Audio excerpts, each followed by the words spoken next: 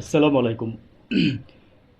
একটা নিউজ সেটা হচ্ছে যে বাংলাদেশের সেনাপ্রধান আপনার ভারতে যাচ্ছেন। তো এই নিউজটা আপনার ৩টা পত্রিকা করছে। ৩টা পত্রিকার মধ্যে আপনার চ্যানেল আপনার যুগান্তর হচ্ছে আপনার করে সেটাকে ডিলিট করে দিছে। কালের কণ্ঠ করেও সেটাকে ডিলিট করে দিছে। আর আপনার বিডি নিউজ 24 আপনার এই নিউজটা করছে প্লাস আপনার রেখে দিছে তারা এখনো।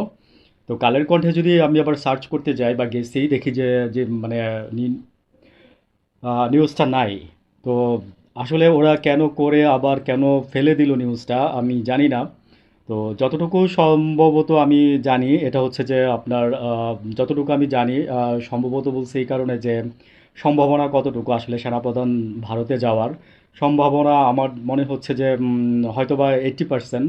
বিকজ এখানে আইএসপিআর বক্তব্য দিয়ে বলছে যে না এই ধরনের কোনো মিডিয়ার আমাদের কাছে এখন পর্যন্ত কোনো খবর নাই, যদি হয় তাহলে আমরা মানে প্রেস উইং করে জানাবো, প্রেস ব্রিফিং করে জানাবো। আইএসপিআর এই বক্তব্যটা দিচ্ছে।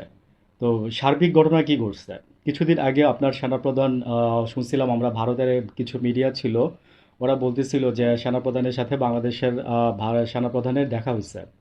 তো কেন যাবে উনি ভারতে, কেন যাচ্ছে? তো জাতিসংঘের মিশনে যারা যেই দেশগুলো অংশগ্রহণ করে তার মধ্যে বাংলাদেশ হচ্ছে তৃতীয়।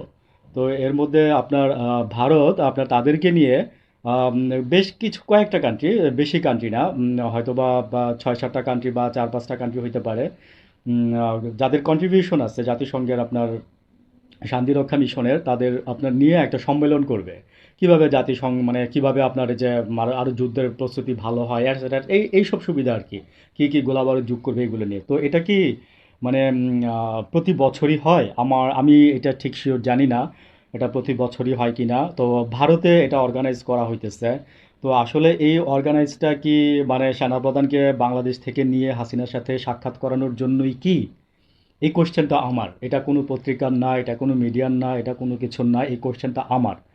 তো এটা যদি প্রতি বছরই হয়ে থাকে তাহলে তো আমার আমার বলার কিছু নাই।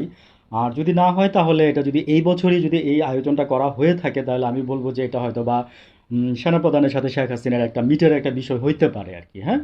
তো আমার এটা হচ্ছে, আমি আরও অনেক দিক আলোচনা বিশ্লেষণ করে বললাম, এখানে বলতে গেলে টাইম লাগবে, ভিডিও বড় হবে। আর হচ্ছে যে তৃতীয় নম্বর কথা হচ্ছে, দ্বিতীয় নম্বর কথা বলে ফেলছি, তৃতীয় নম্বর কথা হচ্ছে যে সেনাপ্রধান যদি যায় এই মাসের 24 তারিখ, এই মাসের 14 তারিখে ওদের সম্মেলন হওয়ার কথা, যদি যায় তো একদিন আগেই যাবে।